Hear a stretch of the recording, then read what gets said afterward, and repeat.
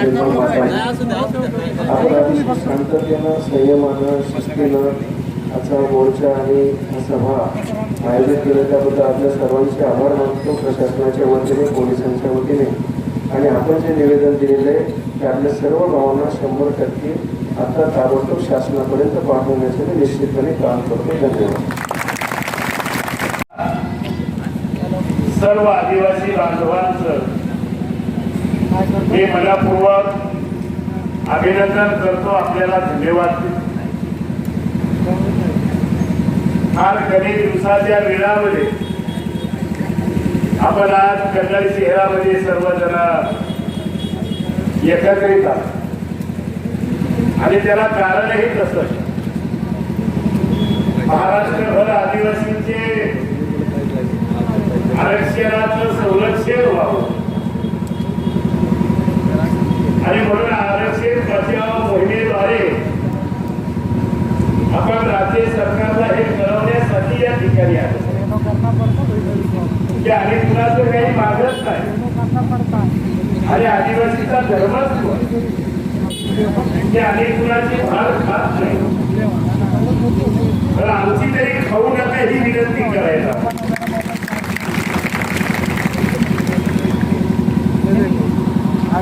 आज बंजारा समाजाचे मोर्चे निघतात. माझा बंजारा समाजाच्या विकासाला अजिबात विरोध नाही, बंजारा समाजाला विरोध नाही, पण आदिवासीचं आरक्षण आम्हाला मिळावं हा जो बंजारा समाजाला कार्यक्रम दिलेला आहे तो इतिहास सत्ताधाऱ्यांनी दिला. धनगर समाजाला आरक्षण मागण्याचा जो कार्यक्रम दिलेला आहे तो इतिहास सत्ताधाऱ्यांनी दिला. काय प्रक्रिया आरक्षणाची मगाशी सांगितलं आमच्या हेगडे साहेबांनी की भारतीय संविधानाची निर्मिती झाल्याच्या नंतर 1950 साली अंमलबजावणीला सुरुवात झाल्याच्या नंतर त्याच वेळेला देशभरातल्या वेगवेगळ्या जमाती ज्या आदिवासीचं जगणं हे निकष मान्य होतात अशा लोकांना 1950 साली राष्ट्रपतीच्या अधिसूचनेद्वारे अनुसूचित जाती आणि अनुसूचित जमातीच्या या कॅटेगरी निश्चित केलेल्या. हे दोनच आरक्षण असे आहे अनुसूचित जाती आणि अनुसूचित जमाती की याला संविधानिक दर्जा याच्यामध्ये कुणालाही घुसखोरी करता येत नाही. हे भारतीय संविधानानं डॉक्टर बाबासाहेब आंबेडकरांनी उभे हयात घालून संविधानाच्या माध्यमातून निश्चित केलं. त्याच्यामुळे कुणाला घुसखोरी करता येत नाही आणि आम्ही एवढे गांडूळी नाही कुणाला घुसखोरी करून देणार. पण आम्हाला हे बघायचं आहे की या तालुक्याचा एक आमदार बंजारा समाजाच्या कार्यकर्त्यांचं ऐकून राज्य सरकारकडे पत्र देतोय की बंजारा समाजाला एसटीचं आरक्षण मिळावं. आमची शंका, आमची तकलीफ आणि आमचा प्रश्न या गोष्टीवर आमच्या विषयीची यांची काय मानसिकता. ज्या आमदाराने असं पत्र लिहिलं मी पोलिसांना विनंती करतो की असंविधानिक मार्गाने एखादं राज्य सरकारला पत्र देऊन समाजामध्ये संघर्ष निर्माण करण्यासाठी जी लोक कारणीभूत ठरतात अशा लोकांवरती तात्काळ गुन्हा दाखल केला पाहिजे. दोन समाजामध्ये तरी निर्माण करण्याचा आणि आदिवासी समाजाचा अपमान करण्याचा अॅट्रॉसिटीचा गुन्हा सुद्धा आमदारावर दाखल झाला.